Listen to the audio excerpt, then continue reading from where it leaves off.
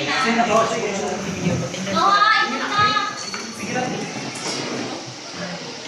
afternoon everyone. I am Lily Garnias. Now I'm going to discuss one of the instructional strategy for science, which is the using research teaching strategy. Now let's define first what is research. The word research includes in the bold French word research, meaning to investigate thoroughly. Now research defined as taking through methodical processes to add to one's own body of knowledge and hopefully to the of others by discovery of non-tribal facts and insights. So when we say research, it is a systematic investigation aims to discover new insight, information, or knowledge. Now there are two important components in research. First, inquiry that is carried out systematically and purposely.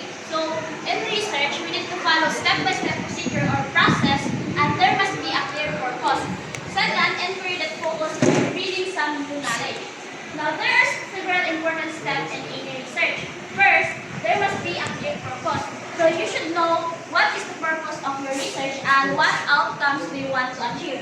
Second, there must be a detailed plan. So there are step-by-step procedure or process and in this research, in order for us that research will be systematic. Third, data must be gathered and analyzed in order for us to answer our research question. The last conclusion must be reached. It's either to answer our research question or to explain why we could find an answer. Now, to use research as a teaching strategy, you will help your students to understand or work through these stages. So they will understand how to investigate, experiment, relate information, and draw a logical conclusion. Now, there are different approaches in research that are useful for students and the teachers. First, research based on finding, interpreting, and using information that has been produced by someone else. So you can use existing information or published research to gather or to reinterpret to provide a new data or new information to your research. Second, research based on gathering, interpreting, and using information that did not exist before the research was conducted. So it means you are the one to conduct or collect your data in order for you to draw a conclusion. Third, research based on some form of experimentation. So the student conducted an experiment to test their hypothesis and draw a conclusion. Now, when and why should research be used as a teaching strategy? Now, whenever you use research as a teaching strategy, you need to make sure that your students are capable of working effectively in a group or individually. So if they can work as a group, you can use this strategy to in conjunction of group work or cooperative learning and problem solving. Now, why should research be used as a teaching strategy? There are advantages of use research as a teaching strategy. First, research encourages the learners to ask questions, to investigate, to discover, and to create answers for themselves rather than waiting for someone else to provide the answer for them. So it encourages students to be more independent learners that are capable of understanding complex issues. Second, research can enable the learners to develop a deeper level of understanding of the subject. So it encourages students to strive more than superficial learning. So when we say superficial learning, muna siya ang focusing on memorization lang. Next, research can challenge, engage, and extend all the learners. Research encourages the learners to be skeptical about the ideas that others present as facts. So it encourages students to view knowledge as a problematic, to appreciate the knowledge that in area that they're studying is limited, and to recognize that there are still unresolved problems and unanswered questions.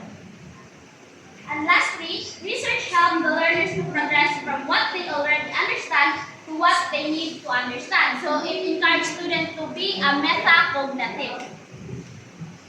Now, when should research be used as a teaching strategy?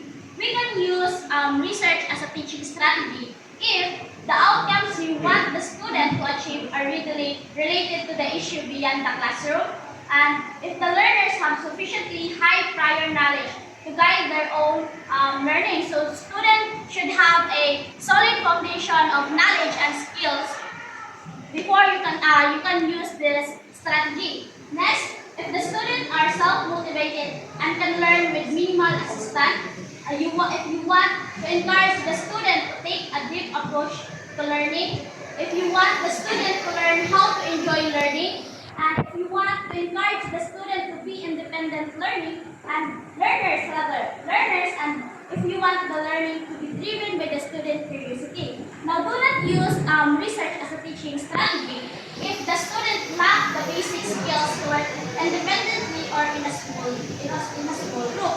Then, if the student have poor literacy skills, and if the student do not have access to the equipment or information they need to produce worthwhile data from the research, so especially if you are assigned in a rural area to teach, though some resources are limited there, like internet, laptop, or even books.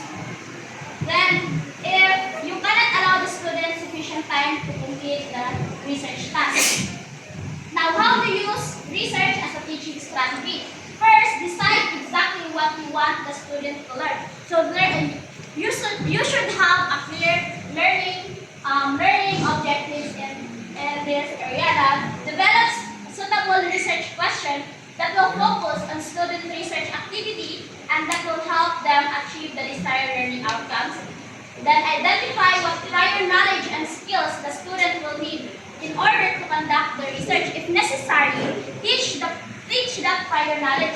This may involve teaching for research. It develops student understand of the subject matter. Then teach about research. Develop student understanding on how to do research.